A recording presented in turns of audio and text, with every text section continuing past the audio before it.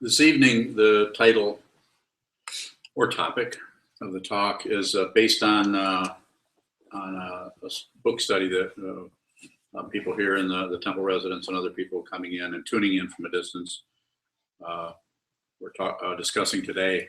And we, every day at SokukoJi, every noon every day, we have a book study where people either come here and study a particular Dharma book, or they call in from different places. We have a call-in number, conference number. And you're welcome to do that. And today, the book that was being studied was Dogen's Shobogenzo, or translated the Treasury of the True Dharma Eye, something like that. And Dogen was a 13th century founder of the Soto lineage, the particular lineage in which we, myself and several other people here, are ordained as monks and lay practitioners.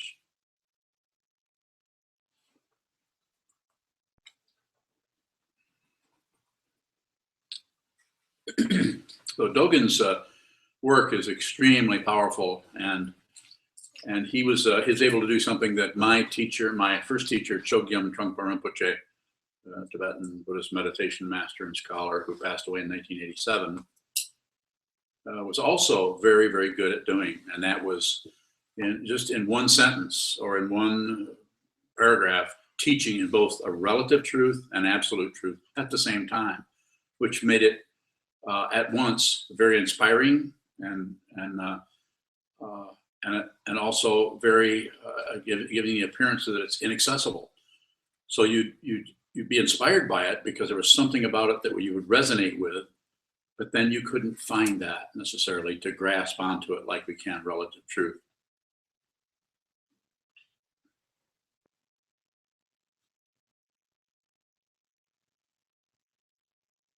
So the particular reading today was, did you find that reading? Not exactly.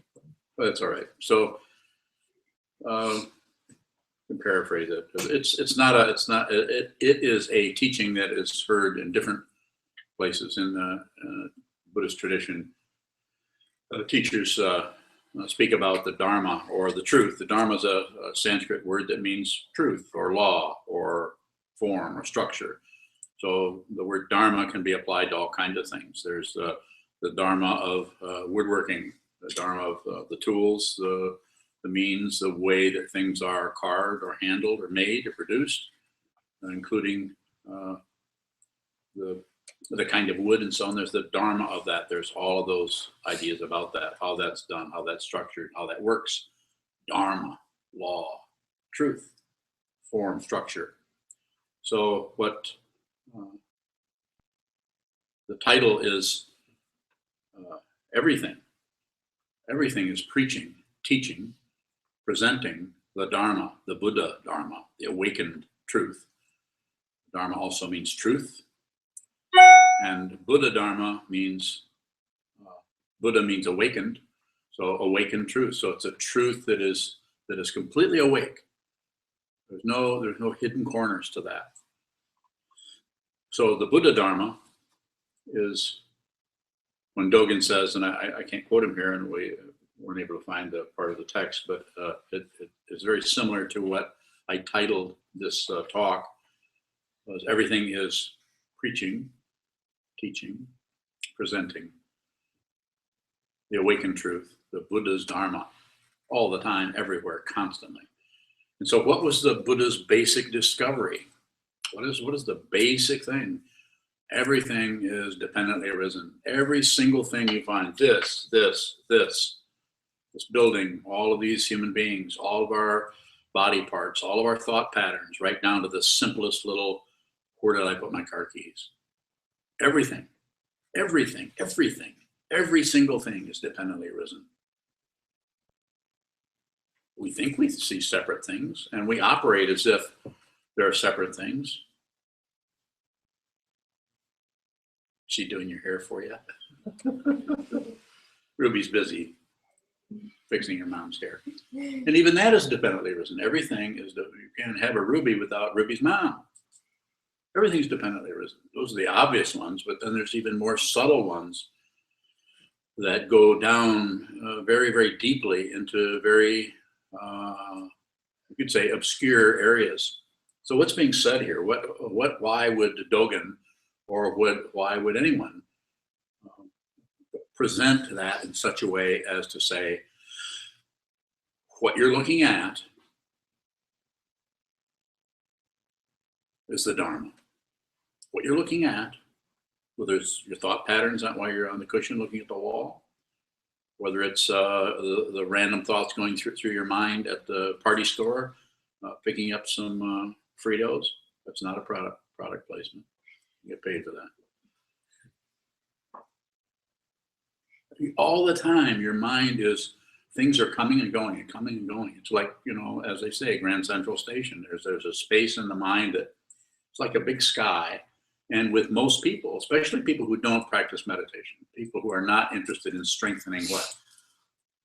The seeing part of the mind. They're just interested in strengthening the thinking part. I like it, I don't like it, I should, I shouldn't, I got to figure this out. They should stop doing this. I should start, I shouldn't, I should. Constant chatter, yak. It's enough to drive you more insane. So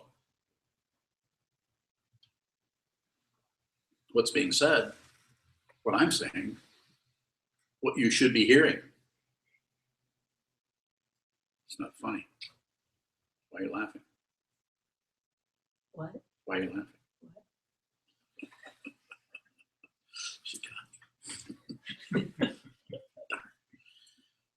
So what's being said is, whatever is arising is dependent on everything else that's around it for its apparent singularity or identity. Dependently arisen, dependently arisen. So if you see in your world, in your kitchen table, in the faces of your friends, your relatives, your mate, your children, your pets, the people next door, if you see them in a very precise and direct way, you see that they're dependently arisen, even along with all their political persuasion and with their hopes and dreams and their difficulty, their suffering, their happiness, everything dependently arisen. So when I'm saying, the way I say this is the Buddha's Dharma. That everything is doing that all the time. It takes a while, we have to sit down and train the mind to do what? First thought, best thought, as Trungpa Rinpoche, my first teacher, used to say.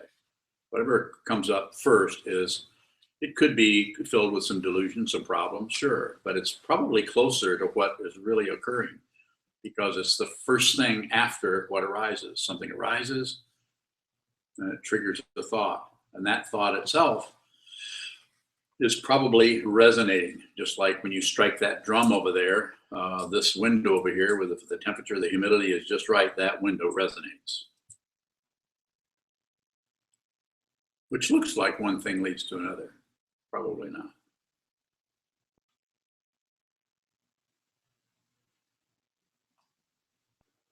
So everything is preaching, teaching, presenting the truth. Say, you could even leave the Buddha out of it. He wouldn't mind. You can't really leave anything out because everything's dependently arisen. Everything. And so someone might say, I'm not sure was it you that asked me, well, how about Donald Trump? Is he? And ISIS. How about ISIS? What's up with those guys? Well, it's dependently arisen. It's dependent on this, that, and this, and this, and this. And our whole government system, the whole structure of everything, the family, the culture that we're in, what we're taught from the time we're very young is dependent on so many different things. And so the awareness practice, by sitting down and holding still and watch the way the mind creates things, the way it adds on to things, subtracts, adds, maybe appreciates or explains, there's passion, or detracts, takes away, judges, there's aggression.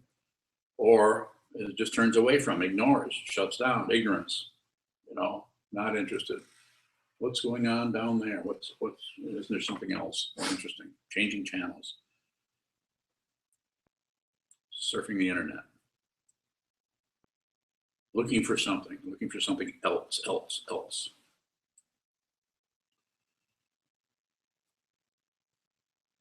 So what's being said to those who have an ear to hear it is, look, whatever's right in front of you, look very closely at that. Look very closely at whatever is there, even if it looks like my life sucks. I can't get a good haircut. I can't, nothing is working right for me.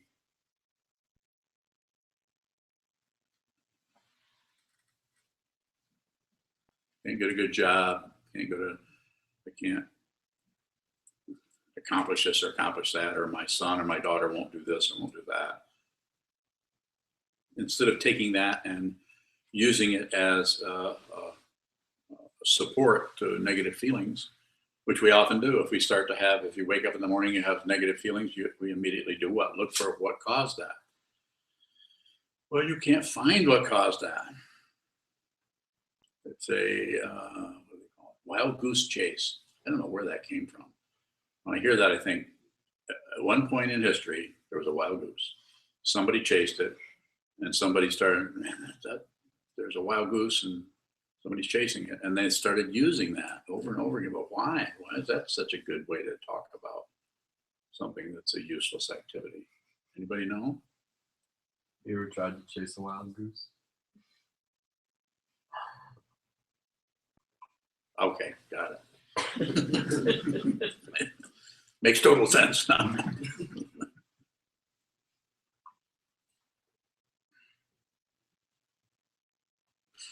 But it's very hard for us to see that our circular spinning around, going after this, shutting down this, picking up that, pushing this way and this way and this way, has a circular pattern to it. The only way that we kind of notice that after a while is if that doesn't work and we find that no matter what we do, we still are not particularly happy. Something's missing somewhere, and we don't know what it is, and we can't find it, and it's almost like the world is closing in on us, or things are not working so well.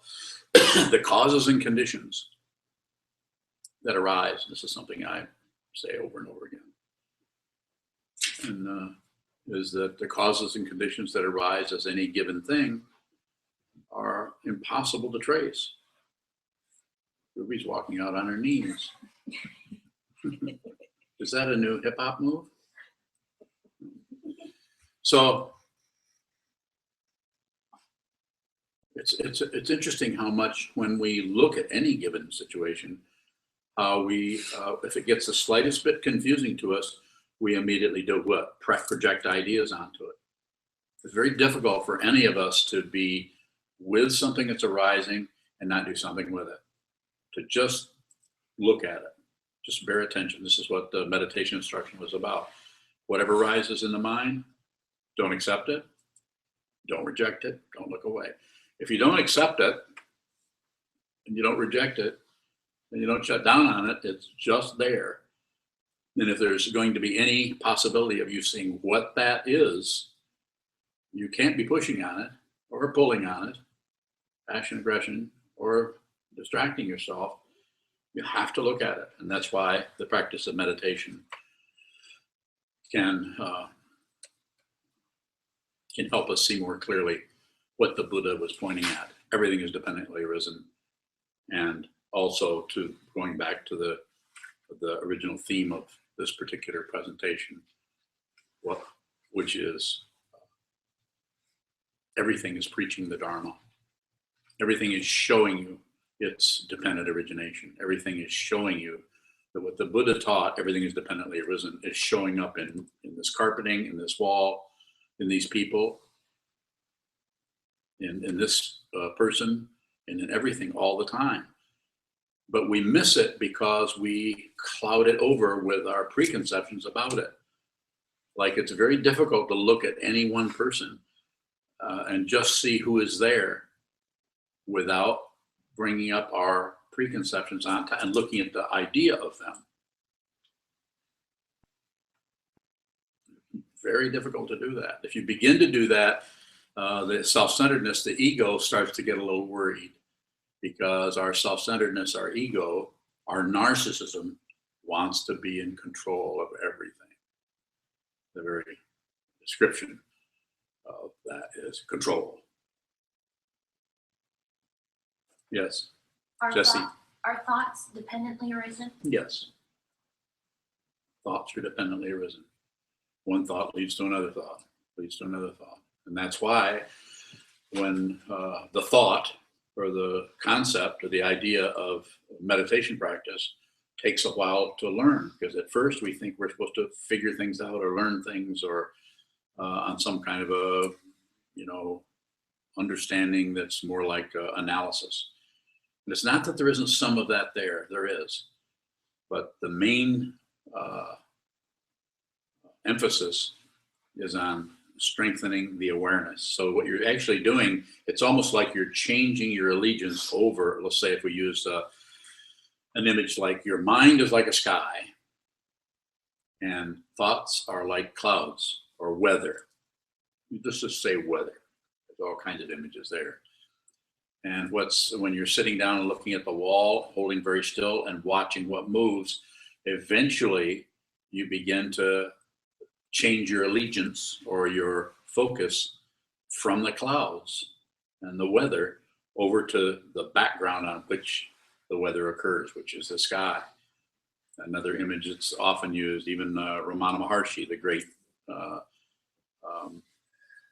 Advaita master from in India of the last century, used the image of a motion projector and movie screen. It's like your mind is like the fundamental reality is like the screen. Your mind is like the screen, and then things are projected on it that are real in the sense they're there, but they're unreal in the sense that they don't last in their projections. So observing the thoughts, when we begin to meditate, what happens is we get attached to some thoughts and attached to other thoughts, and sometimes attachment looks like this: go away. And sometimes attachment looks like this: come here, I want more, I like that thought, I like that feeling. So if we're grasping it, the good feelings, and trying to reject the difficult feelings, we give those things get energized because we imbue them with a kind of truth or believability that is imputed rather than something that's actually there originally. So therefore, sitting practice of meditation, we begin to see that on the cushion. We begin to see that, and the experiences may be flat out ordinary or irritating or boring, any kind of things, or interesting. But then getting up off the cushion, going out into the world, our tendency or the strength of our awareness starts to kind of leak through the thought patterns. We begin to see, it's almost like looking at a movie like going to a theater, seeing a movie. It's almost like being able to see the screen behind what's being projected, or at least having a very strong understanding that that's just a flat screen up there, and all these things are images that come and go and are either believable or not believable.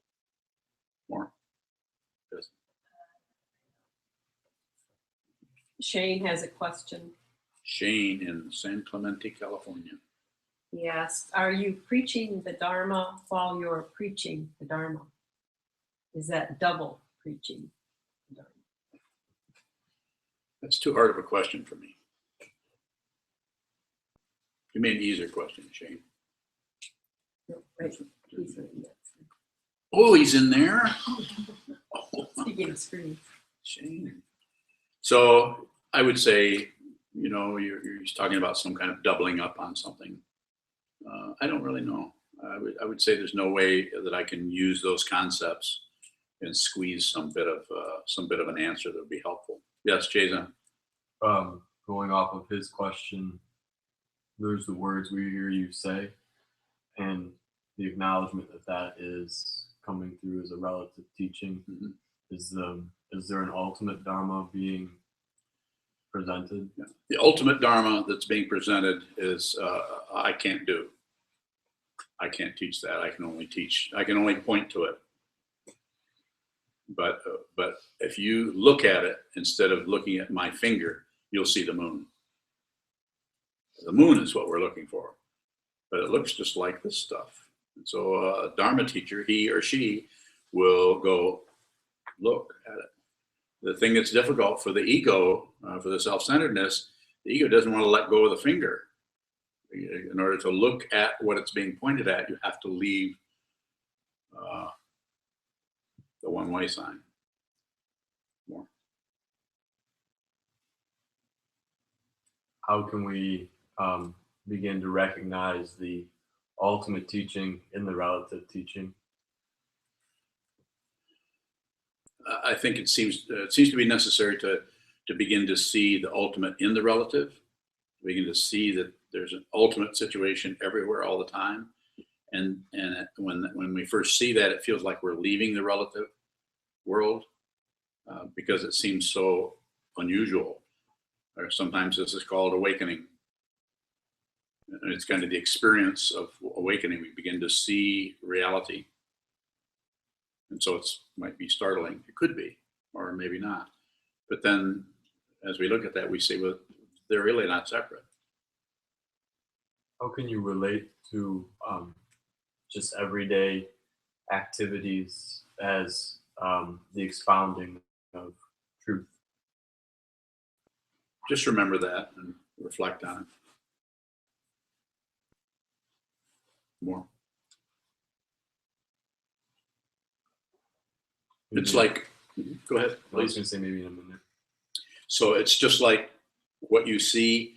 One of the ways to do that is whatever you look at, you could even use concept to remind yourself, say, everything is dependently arisen. This, what I'm looking at right now, when you're talking to someone, they're giving you a hard time or an easy time, instead of locking down on that, or at the same time you're locking down and feeling antagonistic or having difficulty with what somebody said or done or whatever, tell yourself, this is dependently arisen.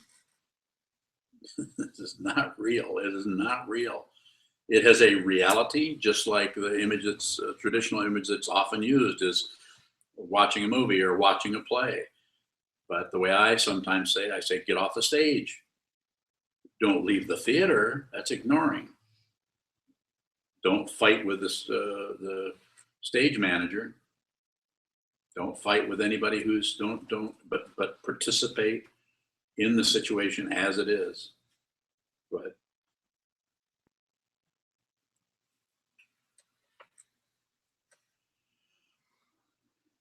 Yeah, Dan went up and I had the question, and I went back to listening to you, and the question went away. Wow. That's, yes, Sheldon, he'll come back. What's the difference Yes. between the way thoughts dependently arise and the idea that we know what each thought comes from? It's like we know, we have a reason for each thought that came from this. Well, a reason for each thought is a lie. That's the deceptive part of it, because we attach to that because we feel like there's a person who's having thoughts. So it's like an agreement between people on stage that this is real. What you did was you shouldn't have, and I'm going to punish you for it.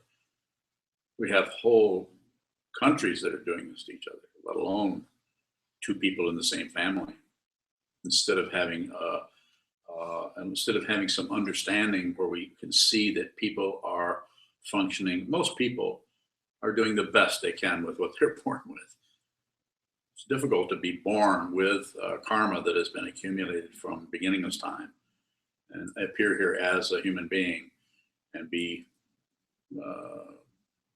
treated in different ways by those that raise us and by the society in which we appear and all of the different things that go with that, and suddenly be expected to be some kind of an angel. It's not going to happen. That's why we have to really take care of each other.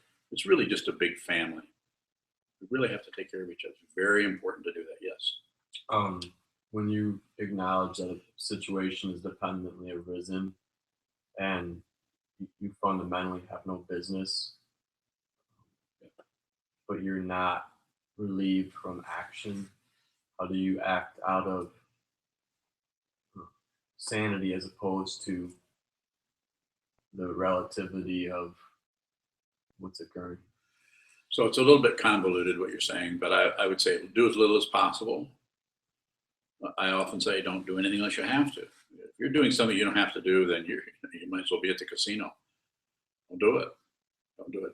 Don't do anything. If you have to eat, eat. If you have to go to work, then go to work. If you have to do what I'm doing, I did not choose to do this. I'm not choosing to do it now. I have no choice in this. Choiceless. It's not something to particularly use as a credential. It's just that's the way it is. You don't have any choice but to be here. You know that. Try to leave. See what So, happens. in regard to that, Yeah. in order for me to be here, there are certain things I have to do. I have to have a job to pay off my student loans and Yeah. bills. Yeah. So I make enough money where I can cover my minimum costs, but I want more. More money. Yeah. So that action is, what is that? I could just not even press it, not bring it up. But if I do bring it up, I'm gonna have to push it hard for it to go anywhere. So how do you relate to such a relative situation in a way that's not completely based on I want or I need or Other than how you feel about it, I don't see any problem. And when So- I say how you feel about it, just uncomfortable, but really no relief for that. That is so tied up, that is so dependently arisen that you're not going to be able to find. It's like having knots in your shoelaces. You can't. You're busy walking. You don't have time to fiddle around with that stuff. But just do the best you can. Those knots untie themselves. When I say that, of course they don't, but they have a way. That whole structure is dependently arisen. So if you see one thing really clearly, you see everything. If you see one, just see this clearly. See your life clearly. And it takes a lot of courage to do that. A lot of, it's because it's like, if not irritating, the first stages of starting to look at things that are scary or create fear is it's irritating. Much easier to handle irritation than fear. But eventually, if you look at the irritation long enough, it starts to break open. You start to look deeper down, and you realize that you're terrified of who you are and what this is, or not. I'm not condemning anybody to anything. More. Sorry, I'm not able to answer that more clearly. It's a good question. Yes. From Paul. He and Lindsay are watching tonight. He asks, how does the fact that everything is dependently arisen interact with the notion of free will? Am I choosing to ask this very question, or am I just reacting to karma, or both? No, it's a good question, Paul. And so the idea is that we want an either ego or self-centeredness wants an either or, and society, samsara or society in general and cultures are fine with that. We're doing either or all the time. Some things are good, some things are bad. Some things, there's so many ways of parsing things out to make some things look successful and good and something we should do, and other things look like things we shouldn't do. But the dependently arisen aspect makes everything flatten out. So you're both doing it and not doing it, and that's why it's so difficult, because we're not used to having it is and it isn't. It's getting too philosophical for us. It is and it isn't. It's true. There's a way in which it's true, and there's a way in which it is not true. It's called in the not only in Buddhist tradition, in the Indian philosophy, it's called Advaita. Advaita means non-dual, not two. And so there's more there, Paul. If you want to go deeper into that, there's more. I can respond to that more if you give me the question.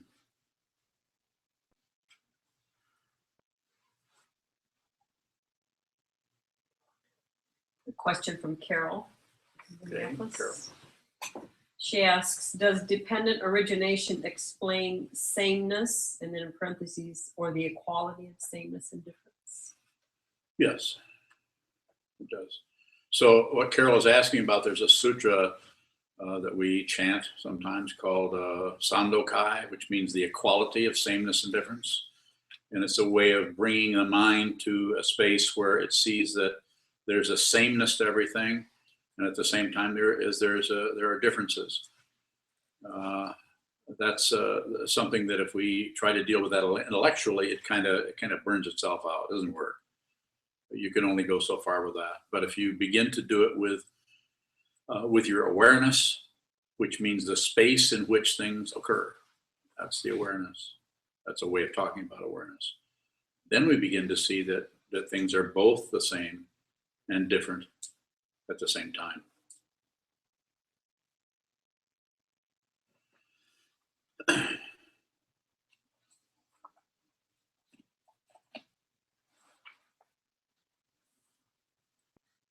Mado?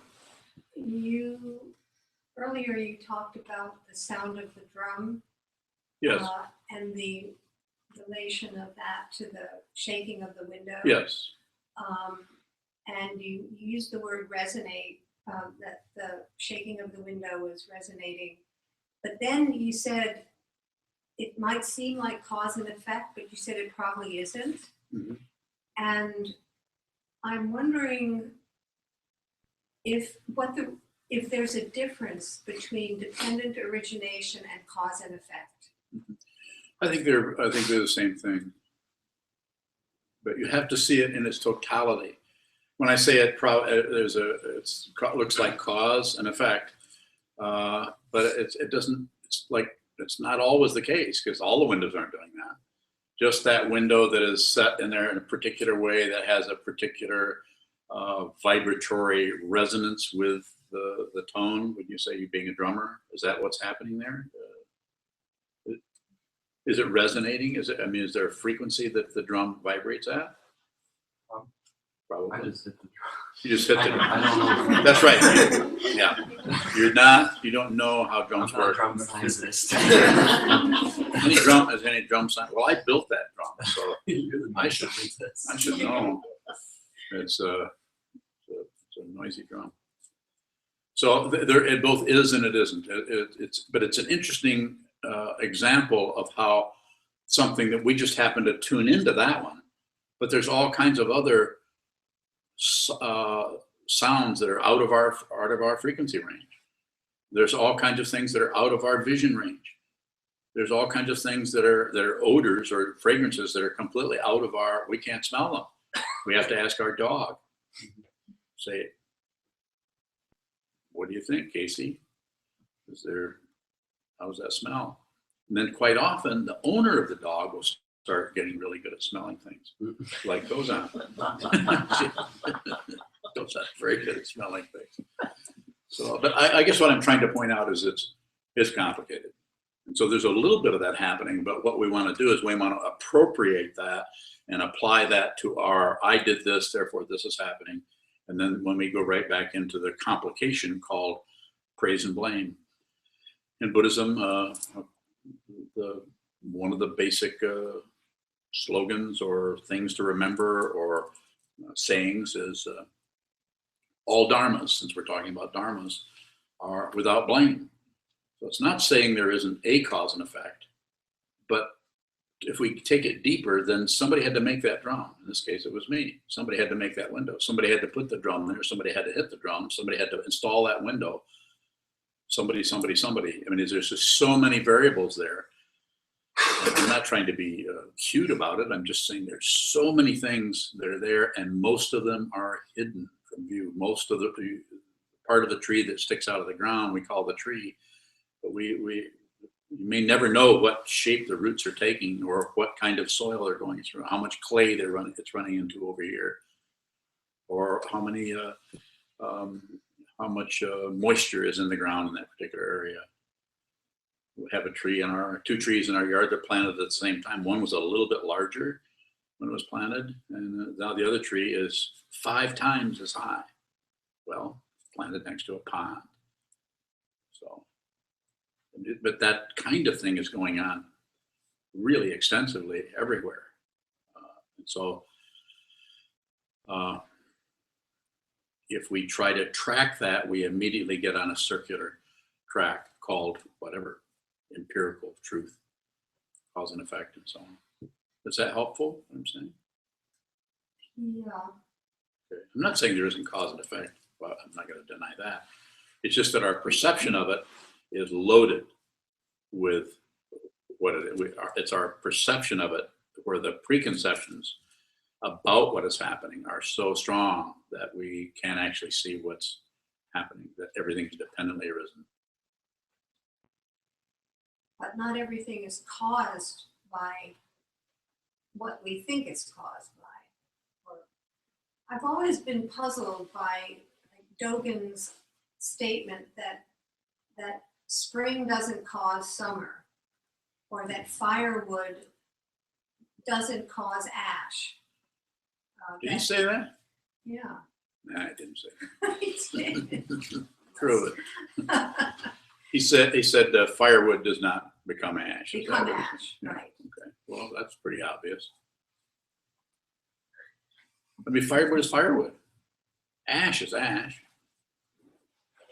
Can you find a time when the firewood becomes the ash? It looks like it. When I'm watching firewood burn, I see it turning into ash. And maybe it's that space or that process. You're pointing to all kinds of variables, the branching streams in the darkness that are occurring that I'm not seeing, that I'm not registering. Okay. And It still seems to me like there's a direct relationship.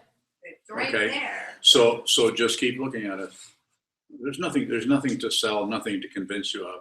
It's not a convincing part of thing, but it's he's presenting relative truth in such a way that you can actually begin to see ultimate truth. And it's not a breeze. It's not a snap. Those are very profound teachings. That's what I was saying. He was able to teach relative truth and ultimate truth in the same breath.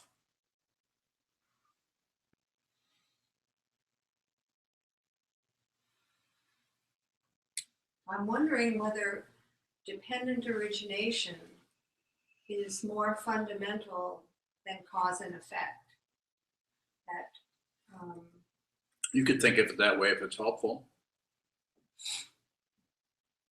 But it's still a linear kind of thing that's happening. There's still an assumption of time and space, and this causes this, and that caused that, like on a pool table. This ball hit that ball, hit that ball.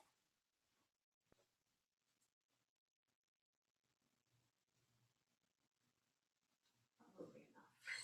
Okay. Thank you. Yes. How do the ideas of dependent origination and self-existing relate? So self-existing is a way of talking about any given thing so that you can see that it has its own firewood. It has its own ash. It's just that. It's just this. And the lead up from one to the other is it's a very suspicious area that we tend to fit that together to make all that work. So self-existing is, I think that's more about that. It's that that way that our perception, our understanding works, that changes our way of looking at time. We just have an assumption that time is real and one thing leads to another.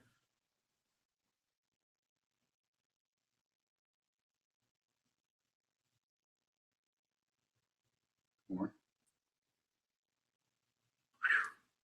That was a hard one. Anyone else? So are you saying dependent origination is caught in time and space?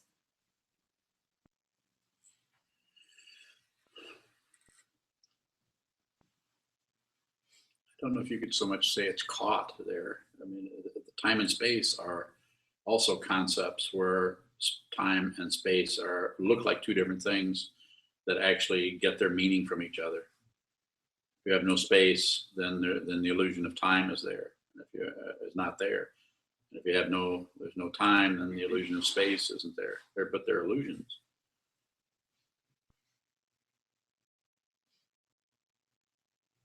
I guess I don't understand her original question. Who's Essentially, it's about dependent origination and self-existing?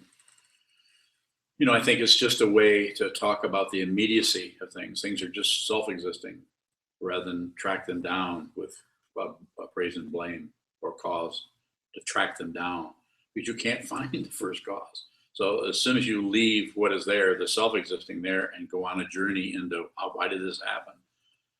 It's an illusion. It looks like you can find it out,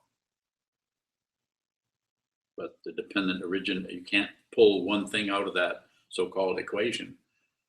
So you can't, if you go this direction, you're leaving everything out that direction.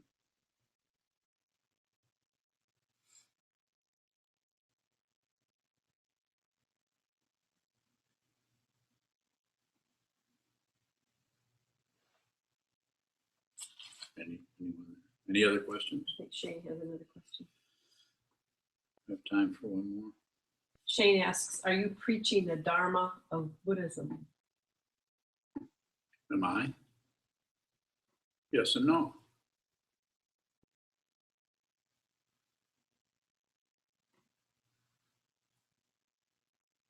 Yes and no.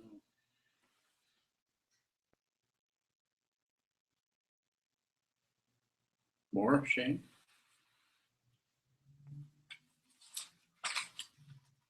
I have a question from today's reading.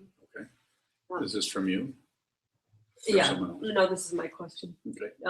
But I'd like to read a sentence Certainly. first. So this is from the Treasury of the True Dharma Eye. Because earth, grass, trees, walls, tiles, and pebbles in the world of phenomena in the 10 directions all engage in Buddha activity, those who receive the benefits of the wind and water are inconceivably helped by the Buddha's transformation. Splendid and unthinkable and intimately manifest enlightenment. What's your question? How do all of those things in the 10 directions engage in Buddha activity? So they engage in Buddha activity because of all the things that you could run into and stumble into in this world. That's the one thing that tells you what this actually is. And it's not being taught very many places. Mainly it's said, you got to do this, you got to do this, you got to get ahead, you can't fail, you must, you should do this, and all kinds of shoulds and shouldn'ts based on evaluation, upon judging and everything. And the Buddha's Dharma comes along and says, nothing is separate from anything else.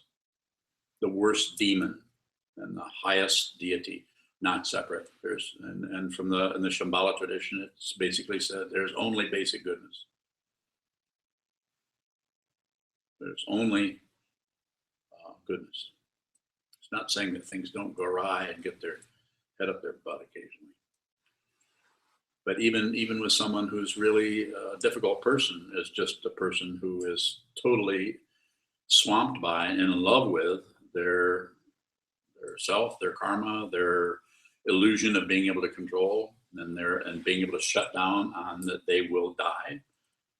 One of the basic teachings in Buddhism is the 3 marks of existence. Nothing lasts. Nothing. Can't find anything that lasts. Everything is slowly deteriorating, going back into the dirt. Everything. And then nothing lasts. The only thing that lasts is that which has not been born. And that's what your true nature is. Unborn, unceasing with the nature, like the sky, not the sky, but like the sky. So it's not a promise of anything. It's just saying that's how it is. Realize it or keep chasing your own tail, chasing your own tail. Success and failure, success and failure.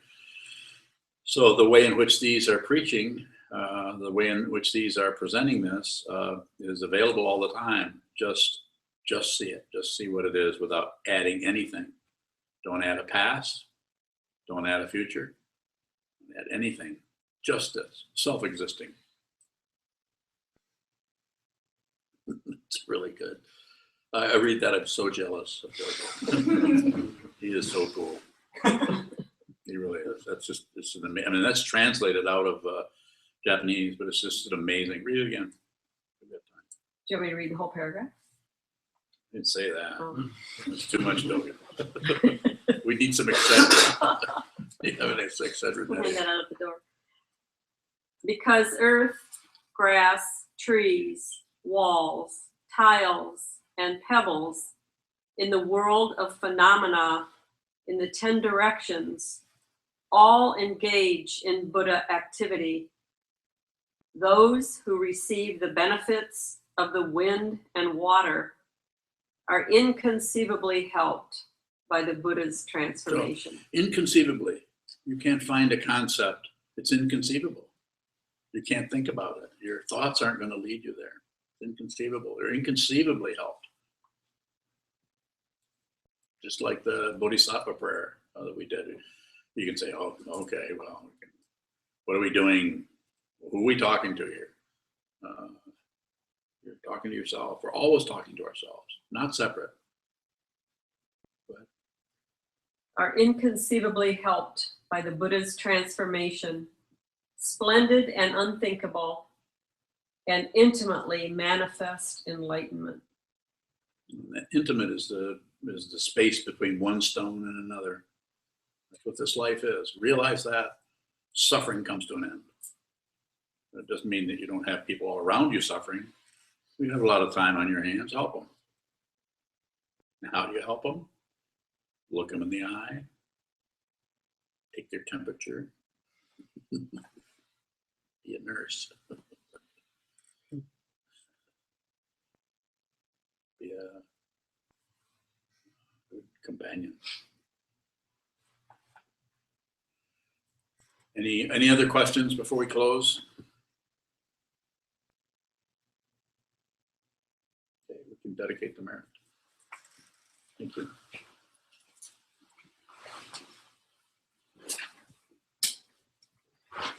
And so we can all stand and we'll say a short dedication of merit. In the back of your red chant books is the dedication of merit. We also want to call your attention to the donation boxes, one at the back of the Zendo, then in the hallway, one for Sokuzan, our teacher, and one for SokukoJi.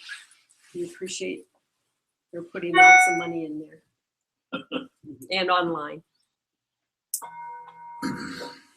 May the merit penetrate into all places so that we and every sentient being together can realize the Buddha's way. Jiro san shi shi hu shi son mu sa mo hu sa mo ro hu ja hu ro mi. The 10 directions, the 3 worlds, all Buddhas, all venerable ones, Bodhisattvas, Mahasattvas, the great Prajna Paramitas.